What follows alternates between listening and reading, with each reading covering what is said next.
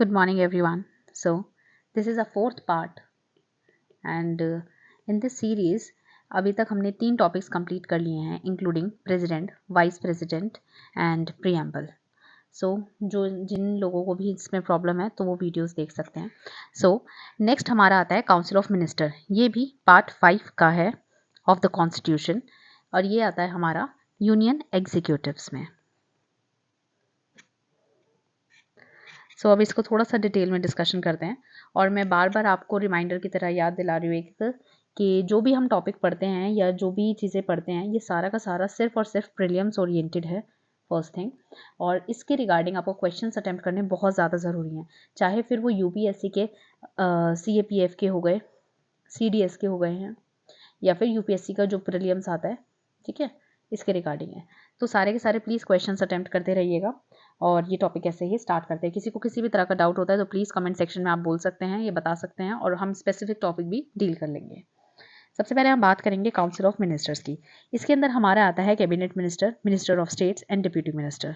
So according to article 74, जो भी हमारा काउंसिल ऑफ मिनिस्टर है विद प्राइम मिनिस्टर भी इसमें इंक्लूडेड है, तो जो कि इनके हेड होंगे, और ये एड और एडवाइस किसको करते हैं? प्रेसिडेंट को, चाहे फिर वो किसी भी तरह का एक्शन ले.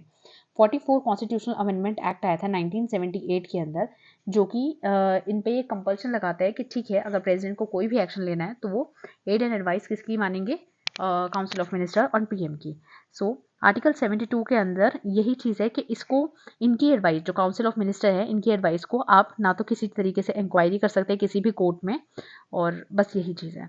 ऐसे ही अब आर्टिकल आता है हमारा 75. सो मेनली पीएम को अपॉइंट करा जाता है प्रेसिडेंट के द्वारा, और जितने भी अदर मिनिस्टर्स हैं, इसके बाद पीएम जो है रेकमेंड करते हैं प्रेसिडेंट को कि आप इन्हें कर लीजिए, और फिर बाकी सारा सारा काउंसिल ऑफ मिनिस्टर या कैबिनेट मिनिस्टर की पोस्ट को मतलब भरा जाता है.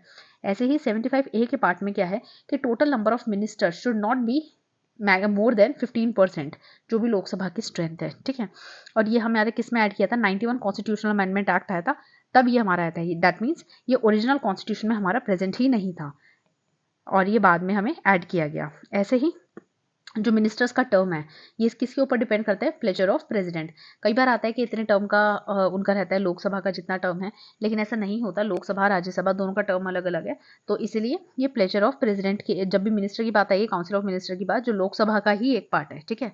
और तो ये किसके ऊपर डिपेंड करता है? Pleasure of president. और इनकी कलेक्टिव रिस्पॉन्सिबिलिटी होती है टुवर्ड्स लोकसभा या पार्लियामेंट, दोनों ही आप इसको बोल सकते हैं, ठीक है, दोनों ही टर्म्स ये राइट हैं. और इसके अलावा हम बात करेंगे, सो आर्टिकल 300 जो है कि किसी भी तरह के अगर एक्शन लिए जाएंगे by the government of India, वो किसके नेम में लिए जाएंगे? As a union of India, ठीक है. ये जो टर्म है cabinet, it is mention in article 352, जो कि ऐड किया गया था 44 कॉन्स्टिट्यूशनल अमेंडमेंट एक्ट 1978 के अंदर. अब पीएम जो होते हैं वो मैक्सिमम जितने भी हमारी बड़ी बड़ी मीटिंग्स होती हैं, या जो भी हमारी क्या नाम है ग्रुप बनता है, उनके चेयरमैन होते हैं, ठीक है, मेनली. तो अब मान लीजिए सेंट्रल कैबिनेट है, तो इनको ये पीएम कंट्रोल करते हैं, जिसका हेड होता है कैबिनेट सेक्रेटरी. तो नॉर्मली आपको पता होगा ये आईएएस का रैंक के ऑफिसर्स होते हैं, ठीक है, जो प्रमोट हो के सेक्रेटरी लेवल तक पहुंचते हैं. सो ही और she is also considered as a ex official chairman of civil services board.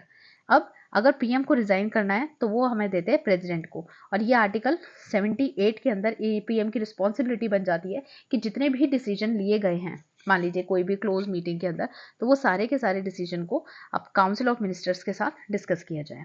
So ministers must become a member of parliament. मान लीजिए कोई इलेक्ट हो जाता है लेकिन वो उस टाइम पे पार्लियामेंट का मेंबर नहीं है, तो with in 6 months either bye elected member और बाय नॉमिनेटेड, तो उनको वहाँ का मेंबर बनना पड़ेगा, और ओथ इन्हें दिलवाता है by the president.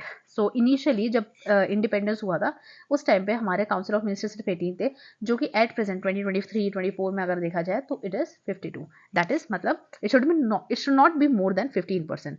So this is it for this topic. और अगर किसी को किसी भी तरह का डाउट होता है तो प्लीज़ आप कमेंट सेक्शन में पूछ सकते हैं. ये सारे के सारे जो भी है, ये बहुत ही क्रिस्प नोट्स हैं, ठीक है, और ये सिर्फ और सिर्फ प्रीलिम्स ओरिएंटेड है. अगर किसी को और डिटेल डिस्कशन करना है कोई स्पेसिफिक टॉपिक रिलेटेड और या मेंस रिलेटेड, तो प्लीज़ आप आगे इसमें कमेंट सेक्शन में बोल सकते हैं. And thank you so much, and this is for this video.